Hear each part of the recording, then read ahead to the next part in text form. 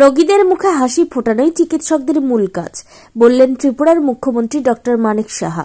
Agartala Indian academy of paediatrics Tripura শাখার 31তম বার্ষিক সম্মেলনে ত্রিপুরার মুখ্যমন্ত্রী ডক্টর মানিক সাহা বললেন, শিশুদের স্বাস্থ্য রক্ষায় এবং স্বাস্থ্য ব্যবস্থার উন্নতিকল্পে সরকার বিভিন্ন কর্মসূচি বাস্তবায়ন করেছে। বিজেপি পরিচালিত ত্রিপুরা সরকার শিশু এবং মায়েদের উন্নত চিকিৎসা পরিষেবা প্রদানের লক্ষ্যে নানা পরিকল্পনা গ্রহণ করে কাজ করছে। এক্ষেত্রে চিকিৎসকদেরও বিশ্বাসের দায়িত্ব রয়েছে, কারণ শিশুদের স্বাস্থ্যের বিকাশে শিশু চিকিৎসকরাও গুরুত্বপূর্ণ ভূমিকা পালন করে থাকেন। এদিনের অনুষ্ঠানে 2025 সালের MBBS পরীক্ষায় পেডিয়াট্রিক্স বিভাগে শ্রেষ্ঠ নম্বর যারা পেয়েছেন তাদের সংবর্ধনাও জানানো হয়। এই সম্মেলন উপলক্ষে একটি স্মরণিকার আবরণ উন্মোচন করেন মুখ্যমন্ত্রী ডক্টর মানিক সাহা। ত্রিপুরা থেকে বিক্রম কর্মকারের রিপোর্ট, ক্রাইম প্রেস, বেঙ্গল নিউজ। এর দায়িত্ব কিন্তু আমাদের সবার। আজকে যারা আপনার প্রাইমারি PHC-তে আছে, আমাদের একটা সমস্যা কি, PHC সেক্টরেও যখন পেশেন্ট আসে এবং ইমার্জেন্সির বিষয় যখন দাঁড়ায়, তখন পেশেন্ট পার্টি এসে এমনভাবে প্রেশার করার কারণে ওর থেকে বাঁচার জন্য সাথে সাথে একটা রেফার করে দেয়, যাতে করে ডিস্ট্রিক্ট হসপিটালে যাও বা সাব ডিভিশনাল হসপিটালে যাও। এই যে টেন্ডেন্সি, এতে করে আমাদের ডাক্তারবাবুরা ওই যে রিস্ক নেওয়ার যে বিষয়টা, তার এক্সপার্টাইজকে যে সে বুঝে নেওয়া, যে আমিও জানি, তারও কিন্তু খামতি হয়ে যায়। সে কিন্তু নিজের উপর কনফিডেন্সটা আসে না। সিমিলারলি আজকে সাব ডিভিশনাল হসপিটাল থেকে ডিস্ট্রিক্ট থেকে স্টেট হসপিটাল, তো যে জায়গায় থাকুক সেখানে নিজেকে, এবং ওই প্রেশার থেকে আমরা যদি খানিকটা আমরা প্রতিরোধ করতে পারি, যে yes I know the subject, আমি ওয়াই শুড আই রেফার, যদি আমরা করি, তাহলে কিন্তু আমাদেরও সুবিধা হয়, পেশেন্ট পার্টিরও কিন্তু আলটিমেটলি অনেক সুবিধা হয়। অনেকের মধ্যেই, আর ডক্টরসরা হচ্ছে সবচেয়ে সফট টার্গেট। এখানে এসেই যত প্রেশারের যে জায়গা, সেটা হচ্ছে ডাক্তার এবং হাসপাতাল বা ইভেন ক্লিনিক বা হসপিটাল, যাই হোক। তবুও অনেক জায়গায় আমি যেমন একবার সুপার স্পেশালিস্টরাও এসে গেছে এবং বেশ একটা ভালো যে অর্থ তাদেরকে কিন্তু দেওয়া হচ্ছে। তারপরেও যখন এখানে আসে প্রায় পেশেন্ট বলেছে যে এখানে এই কাজটা হবে না, তো খুব তখন মনটা খারাপ হয়ে যায়। আর কত এই ঘাটতি পূরণে আমরা কতটা চেষ্টা করি। আমি বলেছি যে যা দরকার, যদি ট্রেনিংয়ের প্রয়োজন হয় আমাদের সরকারের তরফ থেকে তাদেরকে স্পেশাল ট্রেনিং দেওয়া হবে। ঠিক আছে, ডিগ্রি পেয়েছে, সুপার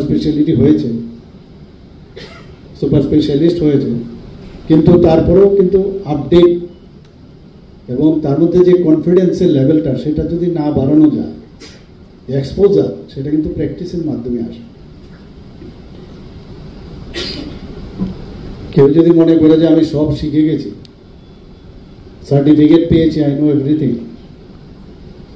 কিন্তু এক সময় আমি দেখি অনেক পেশেন্ট ডিপেন্ড করে ওই সময়ে কোন ডাক্তারবাবুর কাছে গেল এবং ওই ডাক্তারবাবুর মেন্টাল স্ট্যাটাস কীরকম আছে, বা ওই জায়গার মধ্যে কিন্তু একটা জয়েনিং, আমি বলবো যে একটা ক্লিক করে, যে ওই মুহূর্তে ইমার্জেন্সির বিষয়ে আমি বলবো যে ওই সময়ে আমার ট্রিটমেন্টটা প্রপার হচ্ছে কিনা। একই ব্যক্তি দেখা যায় যে অনেক সময় প্রপার চিকিৎসাটা দেবে, আবার অনেক সময় দেখা যায় যে একটু ব্যতিক্রমী চিকিৎসা হয়ে গেছে।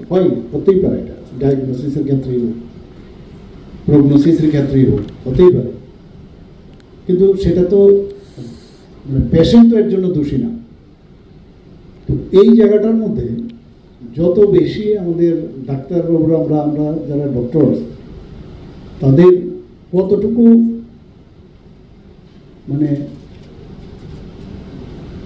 তাদের মেন্টালি এবং তাদের টেকনিক্যালি নো-হাউ জানাটা কত বেশি হলে, সেখানে পার্সেন্টেজ ওয়াইজ যে আমি কত পার্সেন্টেজ, আমি বলছি না 100% স্যাচুরেশন, কিন্তু কত পার্সেন্টেজে আমি মাথা ঠান্ডা রেখে আমি প্রপার ডায়াগনোসিসটা করবো, আমি তার চিকিৎসাটা দেবো।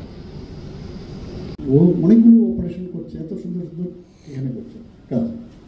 তো এগুলো আমাদের মনে হয় আজকে আপনাদের দুদিনের কনফারেন্স, 2 দিন বললে ঠিক হবে না, আমি তো জানি এগুলো 1.5 দিনের কনফারেন্স।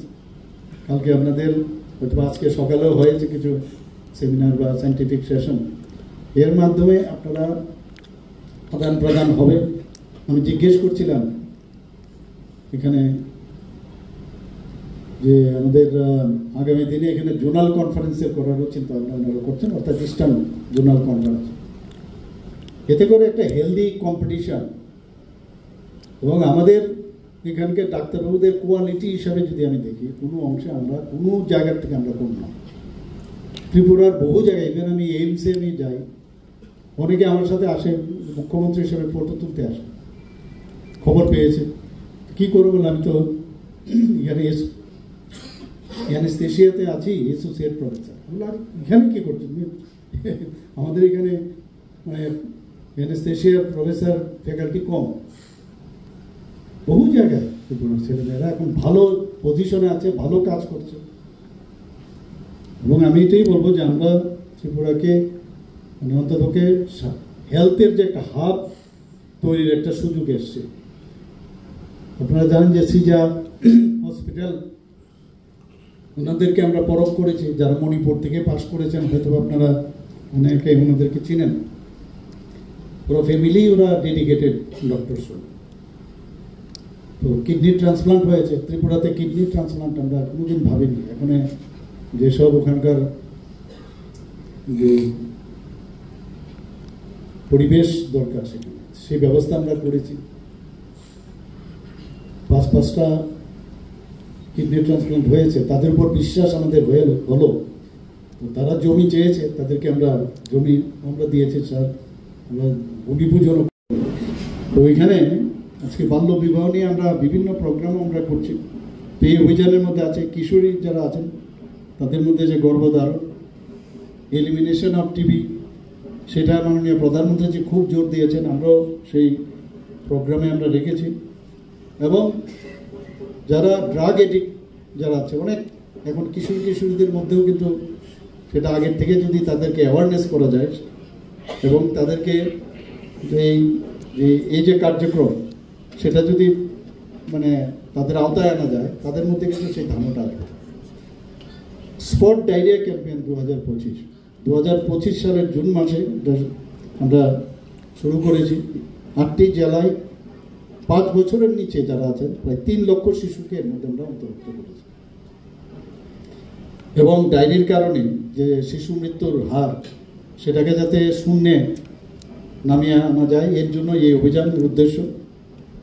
এবং এই ক্যাম্পেইনের মাধ্যমে ওআরএস, জিঙ্ক ট্যাবলেট বিতরণ, পরিচ্ছন্নতা, সচেতনতা এবং সঠিক সময়। আমরা জানি যে prevention is better than cure and cheaper than. তো সেই জায়গায় এই কাজগুলো যখন করা যায়, তো আমাদের যে আমাদের যে প্রজন্ম, তাদের জন্য কিন্তু মানে তারা হচ্ছে আমাদের ভবিষ্যৎ। তাদেরকে সুস্থ রাখাটা আমাদের দরকার।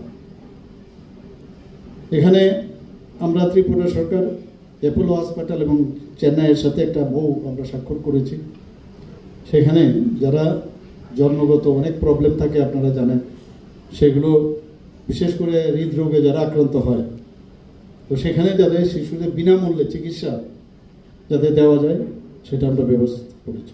এটা 3 ডাইমেনশনাল যে বিষয় আছে, সব কিছু আমরা অ্যানাটমি হোক, যাই হোক, ইজিলি কিন্তু অ্যাপ্রোচ হোক। আমি সেটাই বলছিলাম যে ডক্টর বিকাশ রায় আমাদের স্যার, উনি বলছিলেন যে উনি এখনও প্রায় 88 ইয়ার্স হয়েছেন না।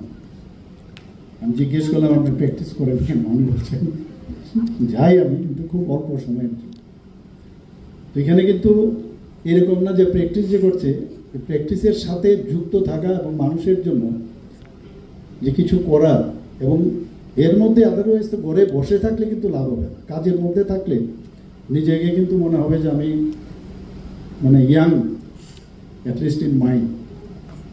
তো কাজের মধ্যে থাকা, এবং আমি ওনাকে ধন্যবাদ দেব যে ওনার মধ্যে সেই মানসিক জোর সেটা আছে।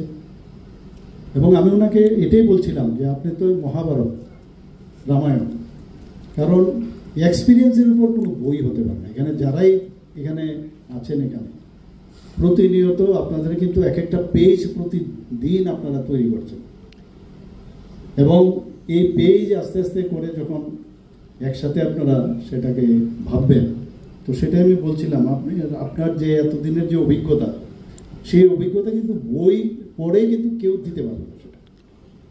এই কারণে মানুষ, উনি বলছেন যে বহু মানুষ এখন আসতে চায়, ডিমান্ড আছে, কিন্তু আমি অল্প সময়ের জন্য আছি। তো এরকম আর আমরা দেখেছি আগে সিনিয়র ডক্টরদের থেকে আমরা অনেক কিছু কিন্তু অনুপ্রাণিত হয়েছে।